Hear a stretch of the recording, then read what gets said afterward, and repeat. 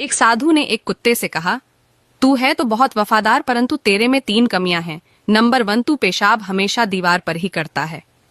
Number 2, तू भिखारी को देखकर बिना बात के ही भौंकता है। नंबर 3, तू रात को भौंक भौंक कर लोगों के नींद खराब करता है। इस पर कुत्ते ने बहुत ही सुंदर जवाब दिया। कुत्ता बोला, साधु सुन, जमीन पर पेशाब इसलिए नहीं करता कहीं किसी ने वहां बैठकर पूजा की हो। भिखारी पर इसलिए भोंकता हूं, वह भगवान को छोड़कर लोगों से क्यों मांगता है, जो कि खुद भिखारी है भगवान से क्यों नहीं मांगता। और रात को इसलिए भोंकता हूं, हे पापी मनुष्य, तू इस भरम की नींद में क्यों सोया हुआ है। अपने उसे प्रभु को याद कर जिसने तुझे इतना सब कुछ दिया है।